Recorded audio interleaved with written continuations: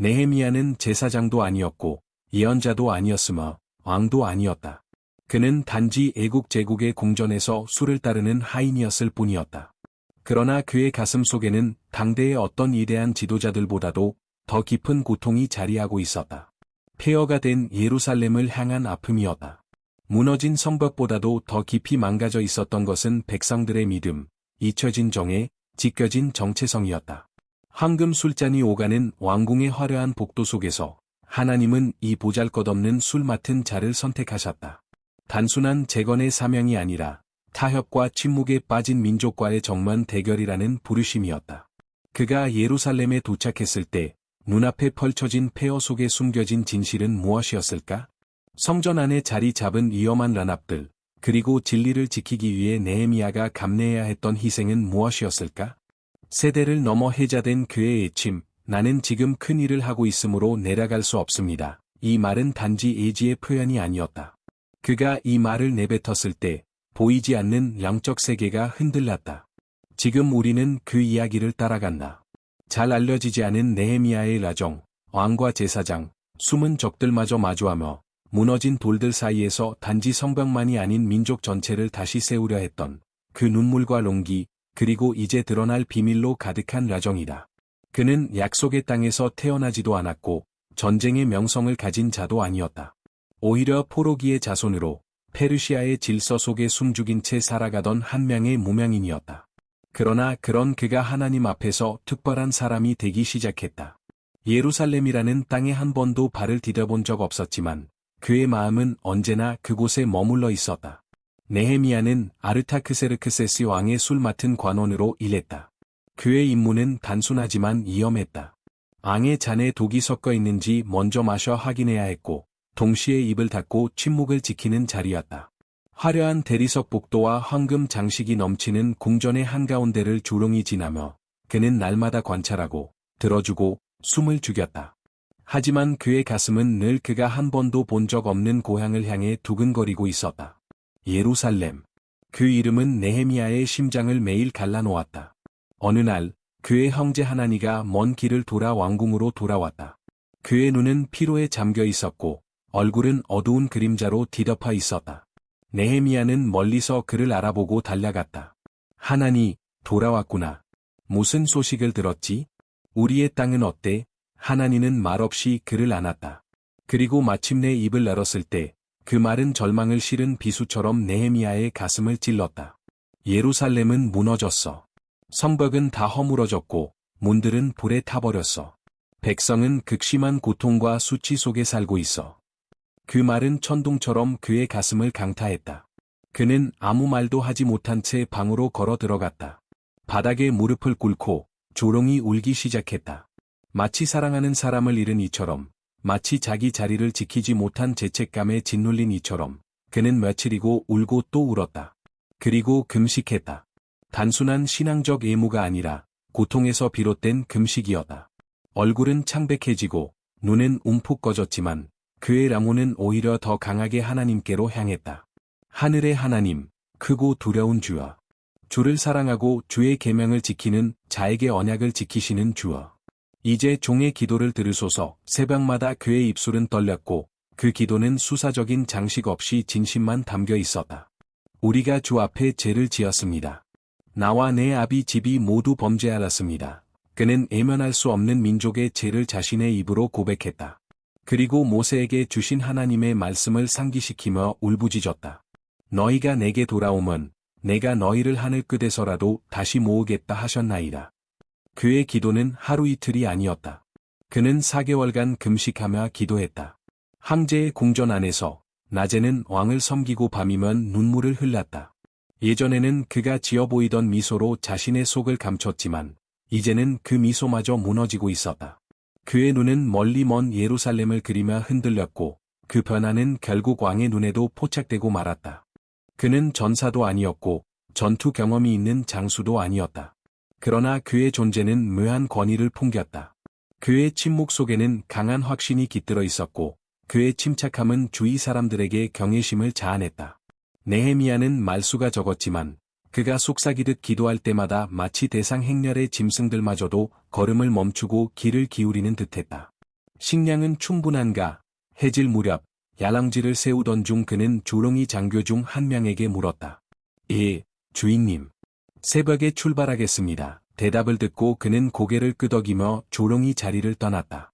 매일 해가 저문 뒤면 그는 늘 그랬듯 홀로 무릎 꿇고 앉아 흙먼지를 느끼며 하늘을 바라보았다. 그리고 낮은 목소리로 중얼거렸다. 주님, 저는 아직 여정 중이지만 혼자가 아니라는 것을 압니다. 수주에 걸친 행군 끝에 사마리아 땅을 통과하던 어느 날, 바람이 달라졌다. 단지 날씨 때문만은 아니었다. 보이지 않는 저항의 기운이 감돌기 시작했다. 두 인물이 멀리서 행렬을 주시하고 있었다. 오로니 사람 산발락과 암몬 사람 도비아는 예루살렘으로 향하는 호위를 보고 불쾌감을 감추지 못했다. 특히 선두에 선 사람이 유다인이며 페르시아의 명령을 가지고 있다는 사실에 산발랏은 허무에 찬 목소리로 말했다. 유다인이 와서 도시를 다시 세우겠다고. 도비아는 억지 웃음을 지었지만 그의 눈은 남녀로 가득했다. 이건 우리 계획을 어지럽힐 수도 있어. 그가 시작하기 전에 움직여야 해. 느헤미야는 아직 알지 못했지만 그의 이름은 이미 예루살렘의 황폐함으로 이득을 보던 자들의 심기를 건드리고 있었다. 마침내 성에 도착했을 때 느헤미야는 말에서 내려 한동안 그 자리에 가만히 서 있었다. 그의 눈앞에 펼쳐진 광경은 상상했던 것보다 훨씬 처참했다. 무너진 성벽은 바람에 흩어진 돌더미가 되었고 문들은 재로 변해 있었으며 공기에는 버림받은 도시의 냄새가 짙게 배어 있었다. 예루살렘. 그는 속삭이며 눈물을 머금었다. 내 영혼은 너를 기억한다. 내가 한 번도 밟아보지 못했어도 그는 함성을 외치지 않았고 무리를 소집하지도 않았으며 지시를 내리지도 않았다. 첫 3일간은 아무 말 없이 도시를 걸으며 기도하며 폐허를 마음으로 받아들였다. 낮에는 천천히 폐허 사이를 거닐었고 밤이 되면 몇몇 믿을 만한 자들과 함께 손전등도 없이 조용히 성의 깊은 상처들을 살폈다. 그는 동물 등에 올라타 골짜기 문과 용의 우물, 쓰레기 문까지 둘러보았다. 어떤 지점에서는 잔해가 너무 심해서 짐승조차 지나갈 수 없었다. 그는 말에서 내려 무릎을 꿇고 돌을 만졌다. 먼지에 덮인 돌, 균열이 가득한 잔해. 주아. 그는 속삭이며 거칠어진 손으로 성벽의 일부를 어루만졌다. 이 벽은 우리의 죄로 무너졌습니다. 하지만 주님께서 함께 하신다면 당신의 약속으로 다시 세워질 것입니다. 4일째 되는 아침, 느헤미야는 장로들, 노동자들, 레위인, 장인들을 불러 모았다. 그의 목소리는 강하고 분명했다. 여러분이 보고 있는 이 비참한 상황을 보십시오. 예루살렘은 폐허가 되었고 문들은 불탔습니다. 자, 이제 우리가 이 도시의 수치를 끝내고 성벽을 다시 세웁시다. 한동안 정적이 흘렀다.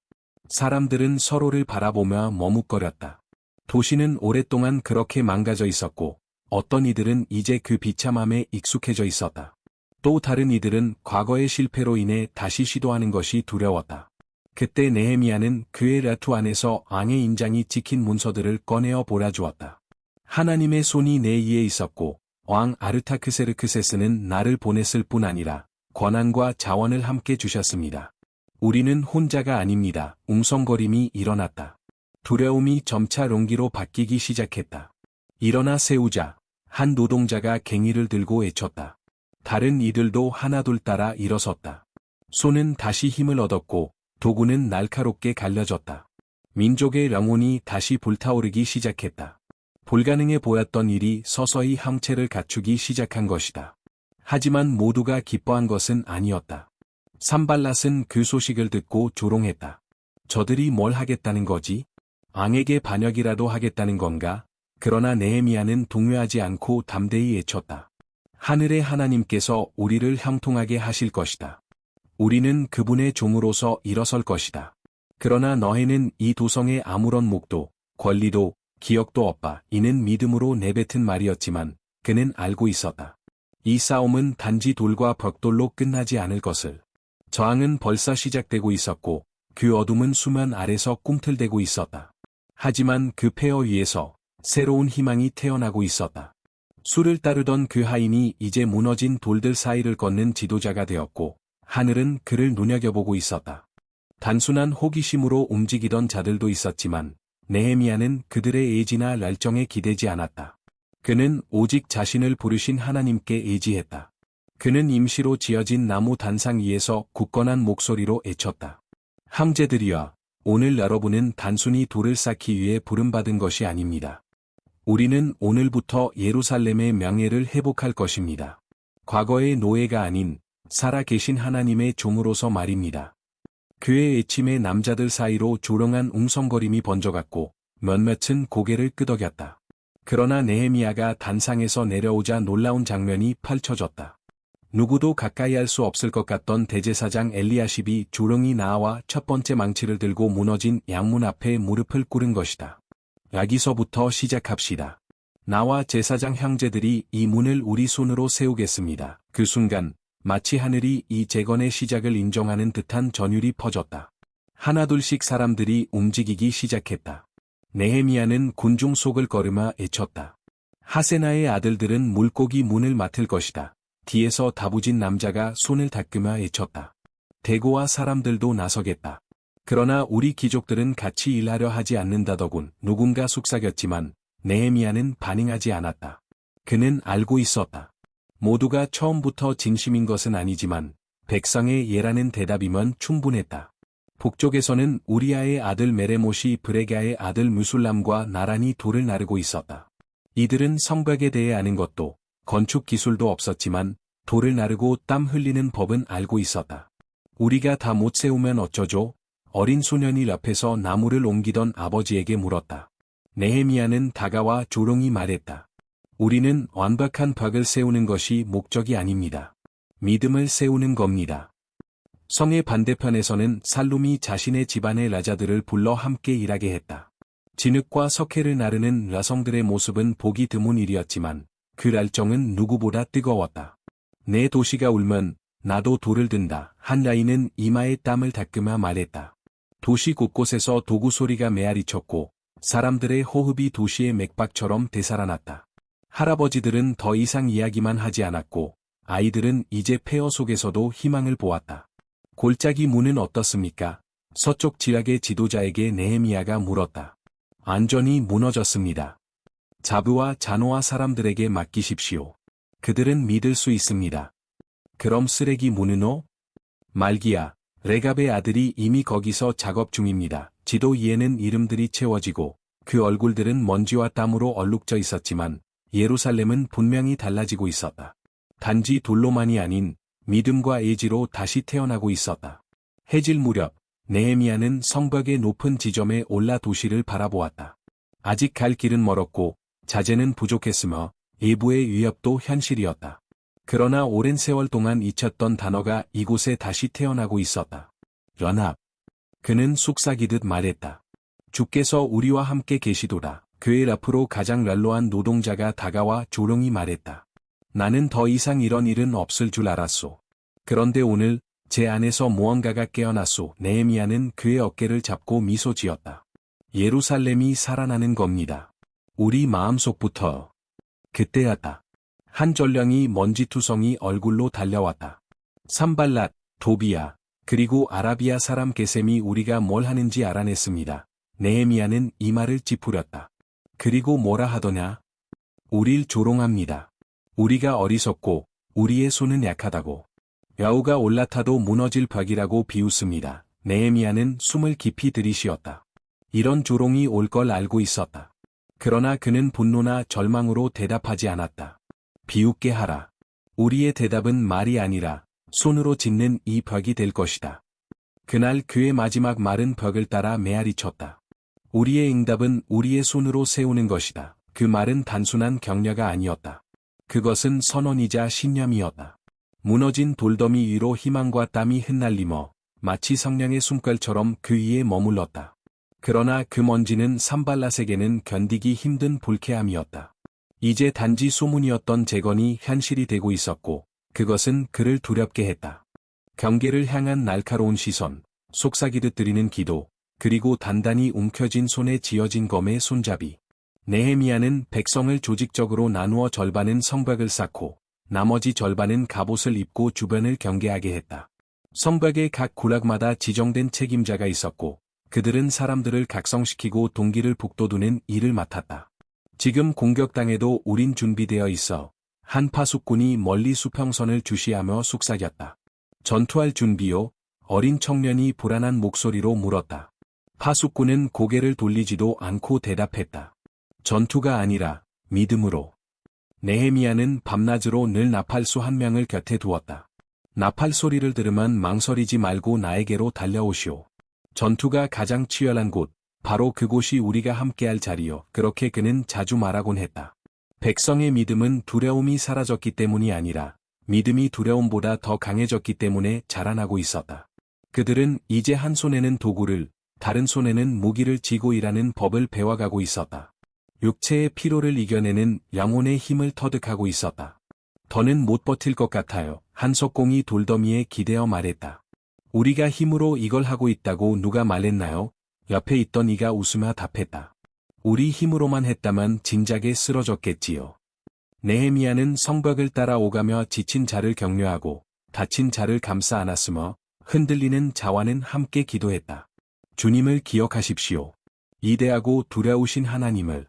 여러분의 형제들을 위해, 딸들을 위해, 집을 위해, 그리고 하나님의 이름을 위해 싸우십시오. 눈물은 성벽 사이에서 흐르고 있었지만 노래 또한 피어오르고 있었다. 두려움은 있었지만 그보다 큰 용기가 있었다.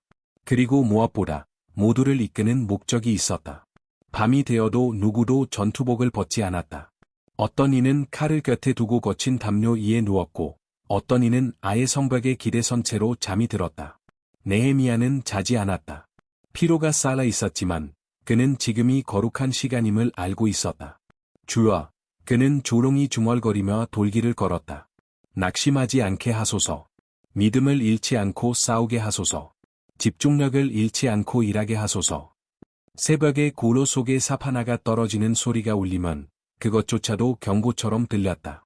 이따금 바람이 세차게 불거나 돌 하나가 굴러도 남자들은 즉시 깨어났다. 창을 들고 눈에 불을 켜고. 하지만 대부분은 그저 긴장된 마음이 만들어낸 착각일 뿐이었다. 그럼에도 불구하고 성벽은 날마다 높아져 갔다. 쌓아가는 돌 하나하나는 함께 올라가는 심장의 박동처럼 느껴졌다. 이걸 보세요.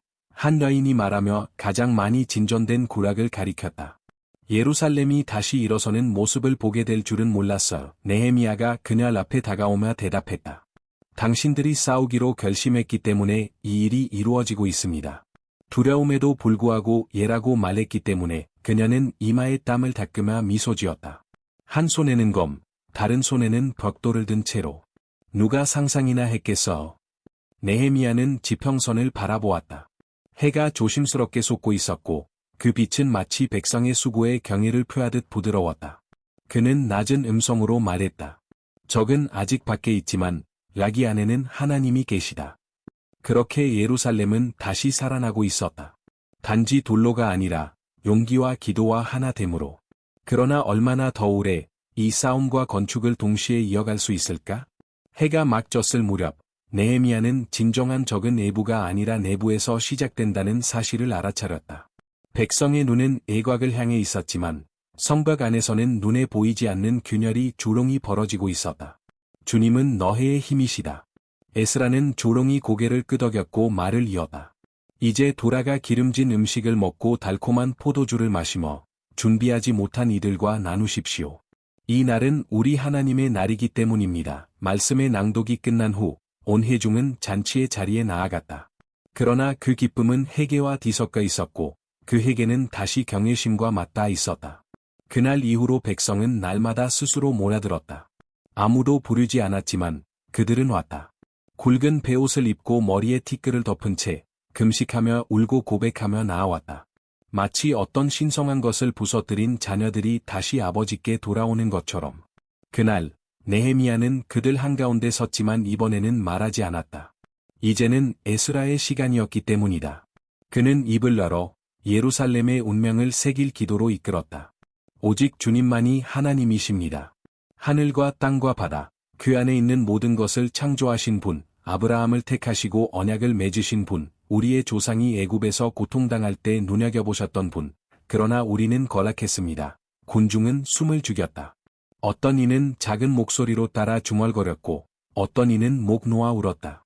에스라는 계속 낭송했다. 당신은 우리에게 선한 율법을 주셨고 광야에서 돌보셨습니다. 그러나 우리는 목을 곧게 세우고 금송아지를 만들어 당신의 기적을 잊었습니다. 그럼에도 당신은 우리를 버리지 않으셨습니다. 그 기도는 시간을 뚫고 흘러나왔다. 언약과 배신, 그리고 용서의 이야기였다.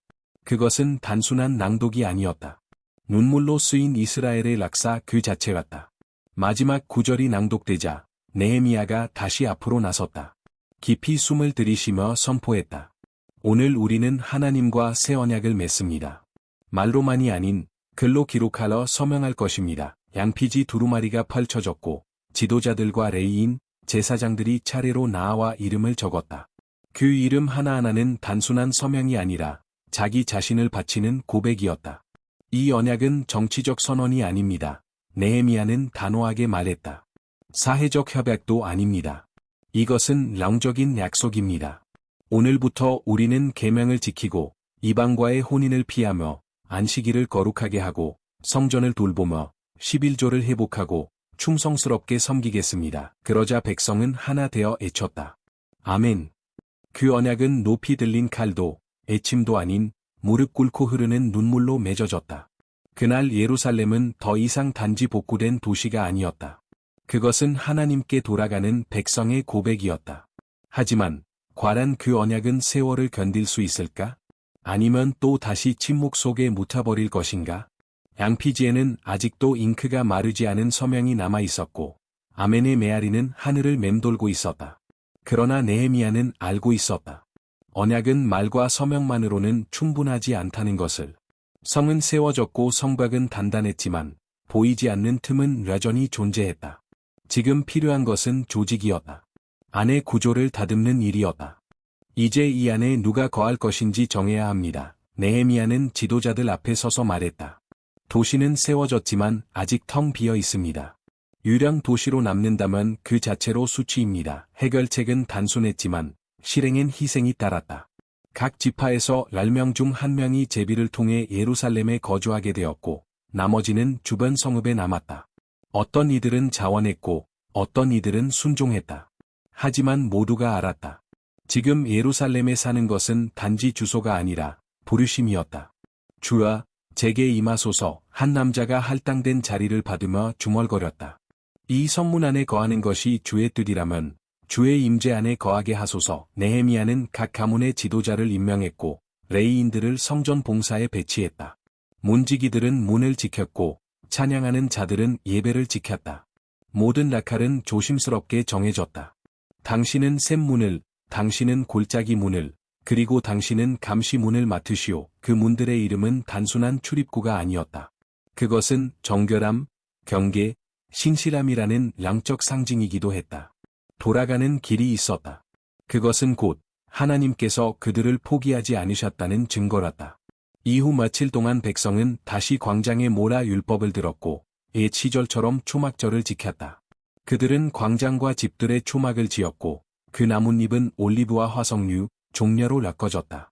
그것은 광야의 날들을 떠올리게 했다. 하나님께서 그들과 함께 장막에 거하셨던 그 시절. 그 안에서 가족들은 시편을 노래하고 조상들의 이야기를 들려주며 다시금 꿈을 꾸기 시작했다. 이제 예루살렘은 단지 성곽과 집으로 구성된 도시가 아니었다. 그것은 예배의 터전이었다. 느헤미야는 임시로 세운 초막 아래에 앉아 조롱이 하늘을 바라보았다. 주라, 그는 기도했다. 우리는 성문을 날었고 성곽을 세웠습니다. 이제 우리의 마음을 납니다. 당신의 말씀이 우리 가운데 다시는 침묵하지 않게 하소서. 그러나 감정만으로 지속적인 변화를 이룰 수 있을까? 사람들은 여전히 광장에 머물고 있었지만 어떤 이는 앉아 있었고 어떤 이는 무릎을 꿇고 눈물로 기도하고 있었다. 광장의 먼지는 백성의 지난 낙사와 섞여 있었다. 그들이 외면할 수 없게 된 진실의 무게가 땅을 누르고 있었다. 두루마리는 여전히 펼쳐져 있었고 언약의 말씀이 모두의 마음속에서 메아리쳤다. 그것은 마치 드러난 상처였지만 마침내 아물기 시작하는 상처였다. 우리는 종입니다. 에스라는 떨리는 목소리로 계속 읽어 내려갔다. 이 땅은 주께서 우리 조상에게 주신 것이건만 우리는 그 땅 위에서 종이 되어 있습니다. 누구도 감히 말을 끊지 못했다. 읽히는 모든 구절은 오래도록 잠겨있던 문을 여는 열쇠 같았다.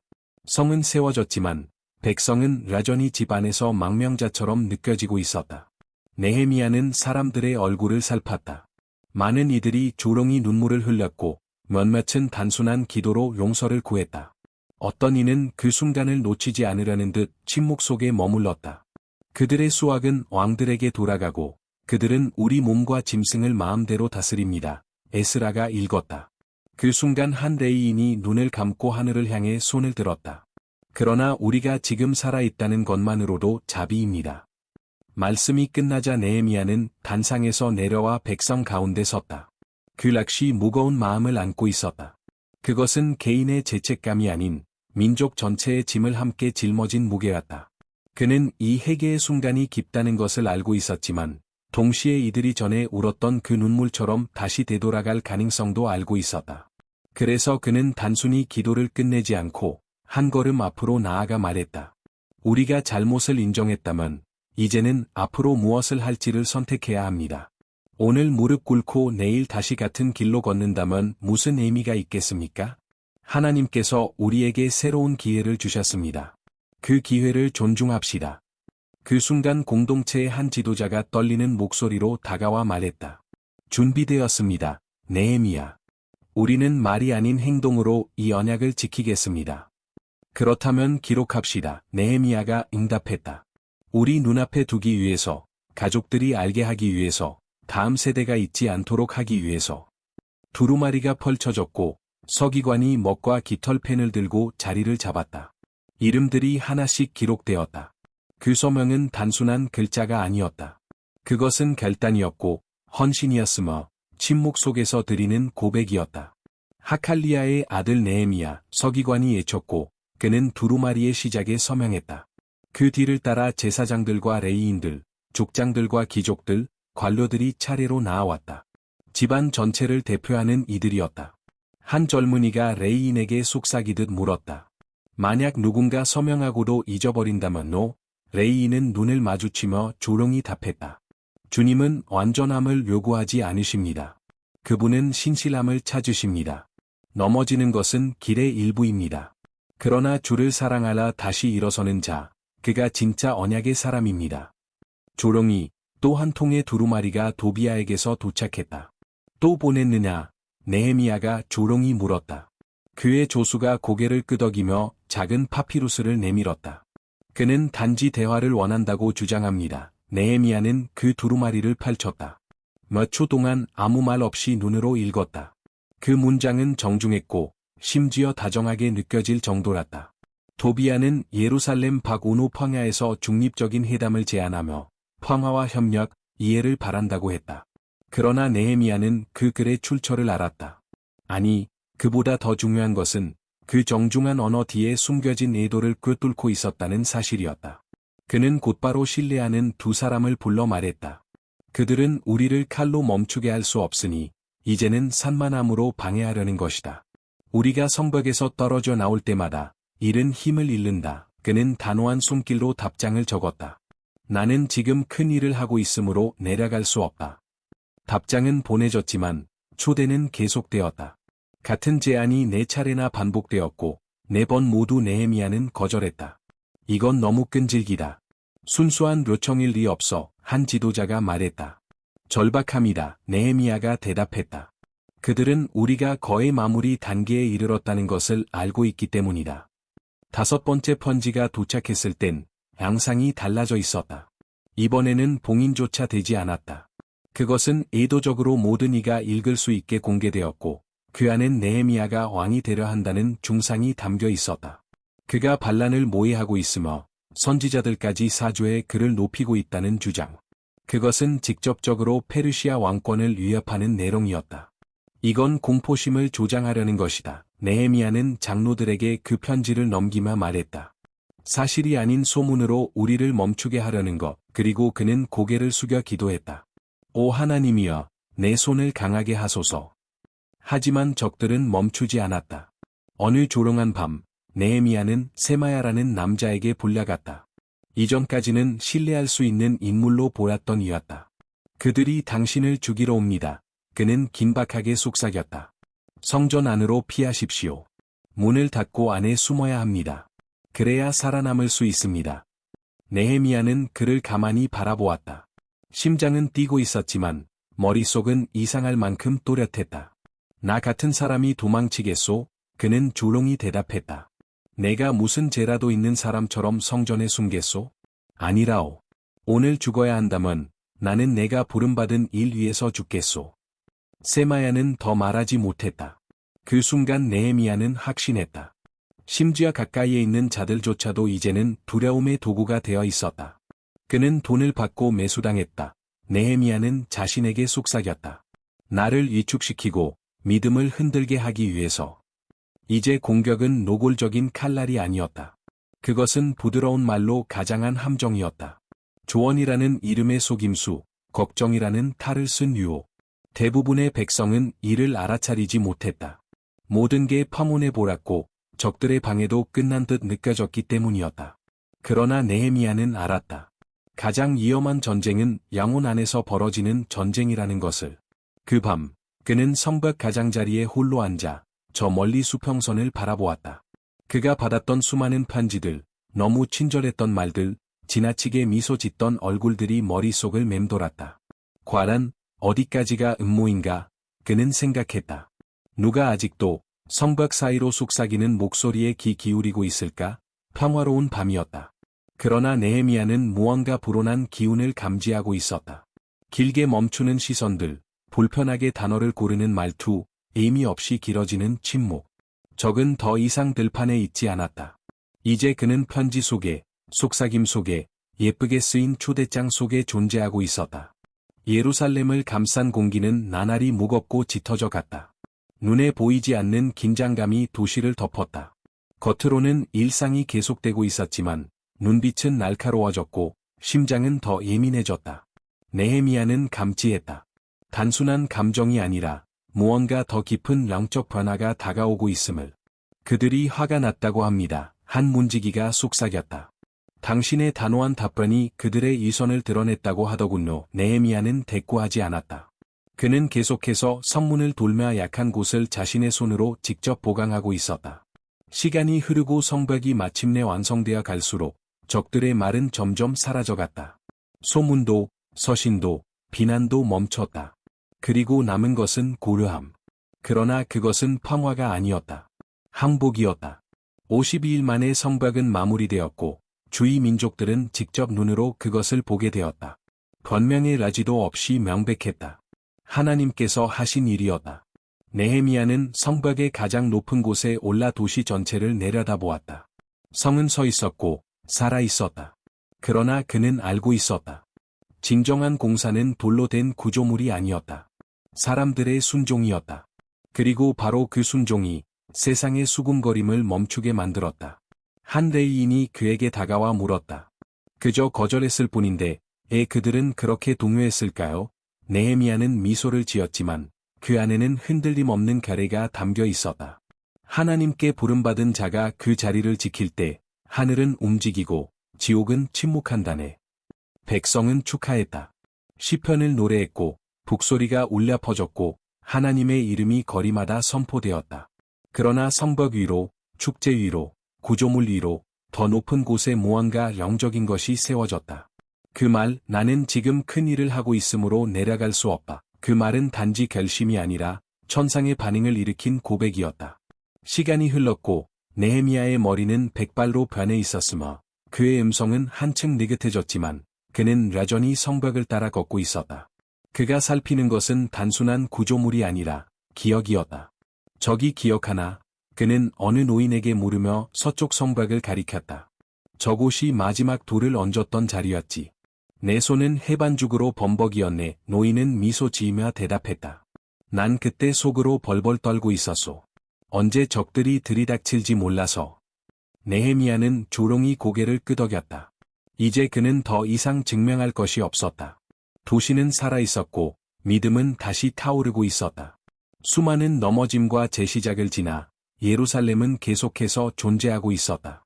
혼자 있는 순간이면 그는 늘 올리브나무 그늘 아래 앉아 글을 적었다. 자신의 업적이 아니라 자신이 목격한 기적들에 대해, 페르시아 궁전에서부터 이틴페어까지 인도하신 하나님의 손길에 대해, 나는 그저 술 맡은 자에 불과했습니다. 그는 기도 중에 적었다. 하지만 주께서 나를 무너진 틈을 메우는 자로 삼으셨습니다. 나는 인정을 원하지 않았고 영광을 좇지도 않았습니다. 다음 세대가 이것을 깨닫기를 바랐습니다. 순종은 그만한 가치가 있다는 것을. 이대함의 문제가 아니라 헌신의 문제라는 것을. 그는 알고 있었다. 성벽을 다시 세우는 것보다 더 어려운 것은 정의를 회복하고 언약을 지키며 양심을 깨우는 일이었다. 주께서 나를 부르신 것은 인기 있는 자가 되라는 것이 아닙니다. 그는 적었다. 신실한 자가 되라는 부르심이었습니다. 예루살렘의 거리는 이제 안정을 되찾았고 성벽은 단단히 서 있었으며 성문은 경건한 레위인들에 의해 철저히 지켜지고 있었다. 아이들의 웃음소리와 율법을 배우는 낭낭한 음성이 골목마다 울려 퍼졌고 시장에서는 정의가 깃든 거래가 이루어지고 있었다. 그러나 느헤미야는 알고 있었다. 모든 것이 완벽해 보이는 지금이야말로 가장 큰 시험이 다가올 수 있다는 것을. 그는 더 이상 돌을 쌓지는 않았지만 여전히 보이지 않는 무언가를 세워가고 있었다. 희망이었다. 누군가가 안식일을 지키기 위해 장사를 접을 때, 어린아이가 부모와 함께 기도할 때, 젊은이가 율법을 큰 소리로 읽을 때마다 느헤미야는 속으로 생각했다. 지금도 새로운 돌이 쌓이고 있다. 어느 날 물의 문 앞을 지나던 중 한 소년이 눈을 반짝이며 그에게 달려왔다. 느헤미야, 느헤미야. 그는 숨을 몰아쉬며 물었다. 정말로 도비야와 산발랏을 무서워하지 않고 맞서셨다고? 느헤미야는 무릎을 굽혀 소년의 눈높이에 맞췄다. 두 손을 무릎에 얹고 부드럽게 웃었다. 겁이 없었던 게 아니란다, 아이야. 내 안에는 두려움이 있었지. 하지만 나는 하나님을 두려워하는 마음이 그 어떤 인간에 대한 두려움보다 더 컸단다. 소년은 입술을 깨물며 조롱이 고개를 끄덕였다. 그럼, 언젠가 저도 그런 상황을 겪게 되면 어떻게 해야 하나요? 그는 소년의 가슴 위에 손을 얹고 천천히 말했다. 누군가 내게 내려오라 부를 때, 내 마음에 이 성벽이 어떻게 세워졌는지를 기억해라. 그리고 주님이 널 어디에 세우셨는지를 기억해라. 그 단순한 손길 속에는 단지 충고가 아니라 사명이 전해지고 있었다. 그날 느헤미야는 또 하나의 세대에게 불꽃을 넘겼다. 그는 단순히 성벽을 복구한 사람이 아니었다. 무너진 정체성을 회복시켰고 믿음을 되살렸으며 부패를 정면으로 맞섰고 진리를 거짓 속에 심었으며 시간도 적도 침묵도 결코 지워낼 수 없는 부르심을 남겼다. 이제 그는 하늘을 올려다보며 더 이상 영광을 구하지 않았다. 그의 마지막 기도는 오직 간구랐다. 주라, 나를 기억하소서. 내가 당신의 집을 위해 바쳤던 모든 수고를 잊지 마소서. 나의 헌신이 침묵으로 끝나지 않게 하소서. 나를 선하게 기억하소서. 두루마리는 닫혔다. 성벽은 그 자리에 서 있었다. 그리고 그 말의 메아리는 세대를 건너 오늘도 울려 퍼지고 있다. 누가 오늘 이 세상 한복판에서 이렇게 말할 수 있을까? 나는 지금 큰일을 하고 있으므로 내려갈 수 없습니다.